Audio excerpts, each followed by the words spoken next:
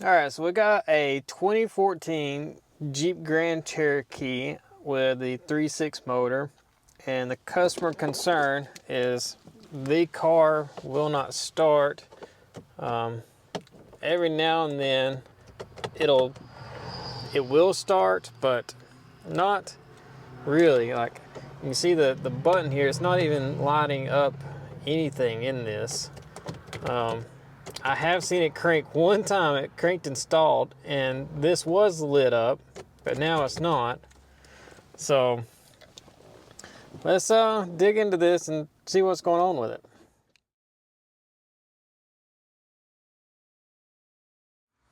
So if you do some stuff like turn the hazards on, it's going to wake up the network to a point. And you see it kind of had an error message there for the lift gate.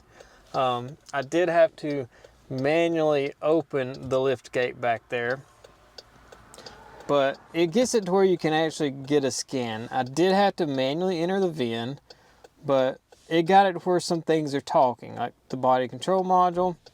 It's got turn signal and stop lamp codes, nothing real important. This is passenger door module, mirror light approach, not important. Lift gate module.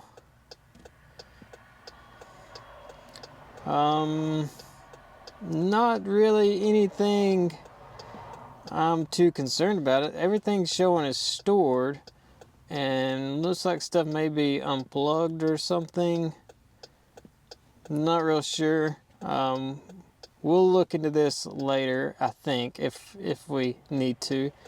But nothing else other than TPMS sensor. So sensor's missing. Okay. If you just look at this, there's not really a whole lot you can go off of. But if you know the systems, you know powertrain's not talking, TCM's not talking. Things should start sticking out. ORC, that's airbag, basically, occupant restraints. RF hub, well, RF hub is what the key fob has to talk to basically get things to work, like it know you're trying to use a key to crank the car. So automatically, by having topology, I know this RF hub is something I need to go after just from knowing the system, knowing the car has an RF hub, and it's not communicating, and it has to communicate. So that's kind of what I'm going to start with. We're going to start with figuring out why this RF hub isn't communicating. All right, so before we dig into that back there, I got a wiring diagram pulled up and found that the radio frequency hub gets its power from under the hood, the power distribution module, fuse box, whatever. The diagram shows it is fuse 51, 51 right there.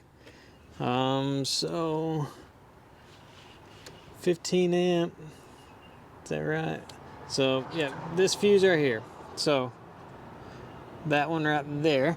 I'm gonna check it with this test light that I got that somebody had shown me, and it's kind of cool. I kind of like it. It has a voltmeter on it, and it's also got a load. So on the back here, if you push the button, it's got a 800 milliamp light bulb in it. So I'm really liking it for testing fuses and stuff. So you can see quickly 13.7 volts on the fuse, and if you push the button, you can see the light and see what the voltage drops to. So check the other side. So that is a good way to test fuses. You get to see the voltage as well as put the fuse under a load and actually make sure it can pass some current. So fuse is good. I guess now I'll take apart that quarter panel in the back and get to this RF hub so we can continue doing our checks at the hub, figure out why it's not talking. Luckily, this ain't too bad. I can actually get the top of this panel loose, and I can see the hub. And I also probably see what is wrong with it. So let me see if I can hold the panel and get my hand in here. You see this?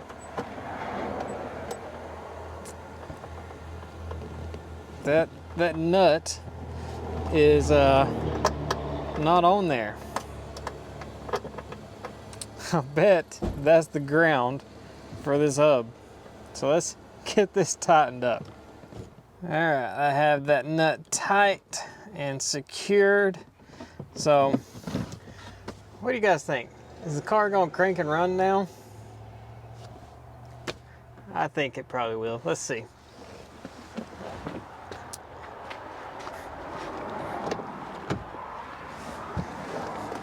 So key, we're just gonna leave that laying here in the console. Look, I already have an off light, so that's an improvement.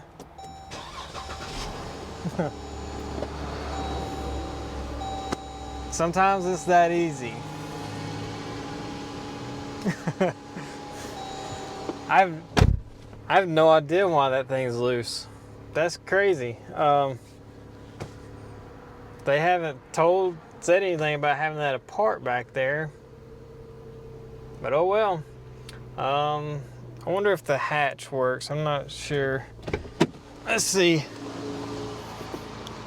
I'm not even sure if it'll work if with the car running. Yep. There we go. That ground probably works that hatch as well. We'll get a pre-scan, another scan on this thing, clear all the codes. But I think this is a fix. But that's it for this, I guess. Thanks for watching, everybody. We'll see you guys later.